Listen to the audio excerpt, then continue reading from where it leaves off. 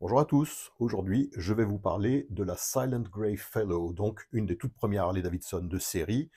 Ceci parce que l'un de vous m'a fait une remarque à la suite de la vidéo que j'ai publiée sur le moteur de Dion Bouton.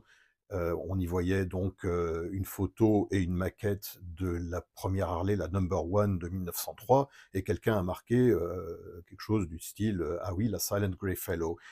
Je me suis permis de lui répondre: «Non, la Silent Grey Fellow est arrivée un petit peu plus tard». Donc je vais vous expliquer un petit peu comment tout ça s'est passé.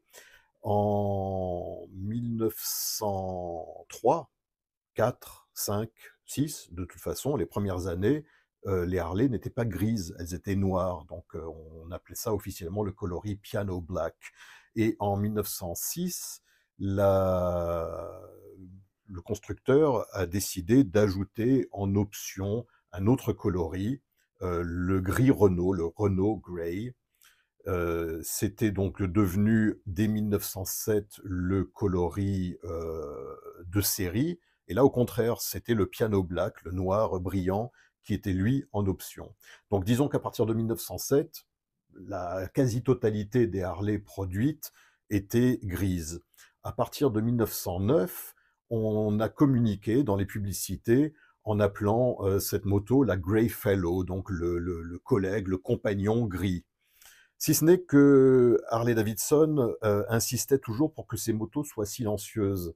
Donc il fallait non seulement communiquer sur le compagnon gris, donc le côté fiable, toujours prêt à rendre service, mais aussi sur le côté silencieux. Parce que au début du XXe siècle, les motos avaient très mauvaise réputation aux yeux des autres usagers de la voie publique. Elles étaient bruyantes, elles étaient pétaradantes.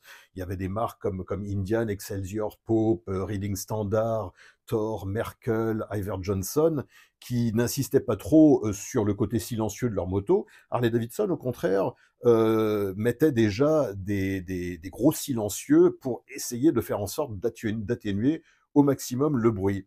Donc, en 1909, on a appelé donc ces monocylindres Harley-Davidson les Grey Fellow, et aux alentours de 1910, c'est ce que Willie G. Davidson explique dans son livre qu'il a sorti pour les 100 ans d'Harley en 2003. Donc c'est aux alentours de 1910 que on a rajouté le nom Silent, donc la Silent Grey Fellow. Et j'ai la confirmation ici dans une lettre originale de 1911, et ici en bas, vous voyez qu'on annonce déjà la Silent Grey Fellow. Donc ça s'est fait donc vraiment entre 1910 et 1911. Et la Silent Grey Fellow donc a été vendue, commercialisée donc pendant les années 11, 12, 13, 14, 15, et elle a disparu du catalogue en 1917. Alors pourquoi à votre avis? Pourquoi à votre avis? C'est lié tout simplement à l'entrée en guerre des États-Unis contre l'Allemagne. Donc il fallait afficher un certain patriotisme, et justement ces élans de patriotisme pro-américain semblaient manquer un petit peu à Milwaukee, parce qu'à Milwaukee, il y avait une très grosse communauté allemande, des Allemands qui venaient d'arriver, soit de première, soit de deuxième génération, et ils ont vite compris qu'il y avait aux États-Unis un sentiment anti-allemand qui commençait à se faire de plus en plus ressentir.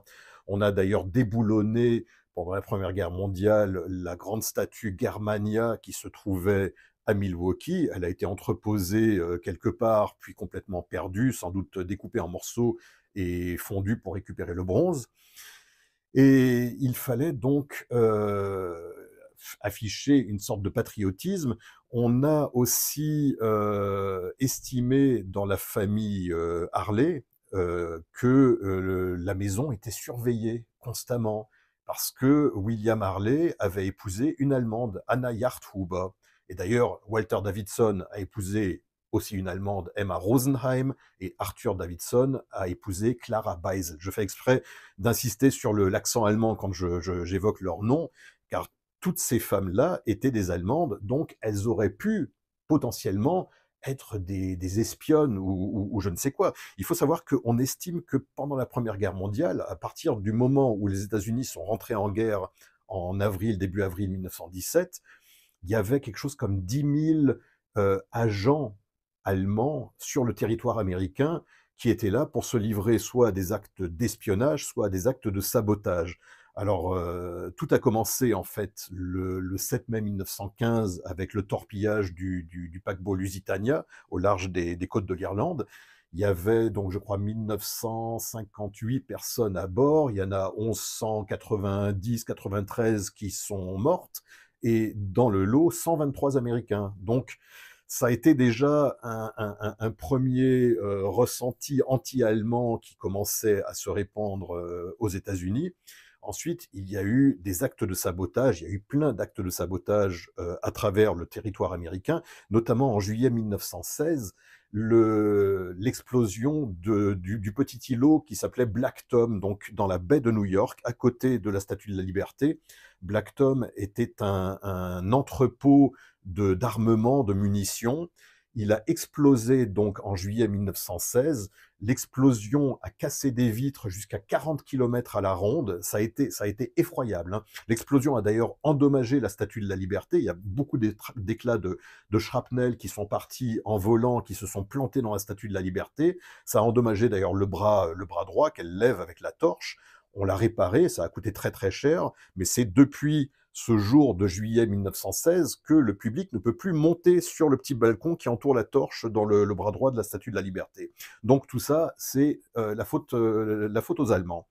Alors, il y a aussi une autre raison pour laquelle Harley-Davidson a très certainement souhaité cesser non pas la production, mais la dénomination Silent Grey Fellow, c'est que le côté silent évoquait justement l'espionnage, la trahison, l'ennemi caché, et le côté Grey Fellow, ça rappelait la tenue Feldgrau, donc le gris des militaires allemands. Voilà, donc on a cessé officiellement d'appeler ces motos les Silent Grey Fellow en 1917. On a adopté un nouveau coloris qui était, à partir de 1917, officiellement le Olive Green. Ensuite, en 1922, il y a eu le Brewster Green. Il y a eu ensuite un retour du Olive Green. Enfin, il y a eu plusieurs coloris verts différents. Il y a eu énormément de combinaisons de filets différents, donc bordés de rouge, bordés de doré, bordés de noir, des choses comme ça. Et ensuite, à partir de 1930, on a commencé à offrir les Harley avec de nombreuses options de couleurs, et ça s'est généralisé en 1933 avec vraiment des coloris et même des décos de réservoir très très jolis. Voilà, c'était donc la petite histoire de la Silent Grey Fellow et de la raison de ses débuts et la raison de sa chute. Voilà. Allez, à la prochaine. Salut.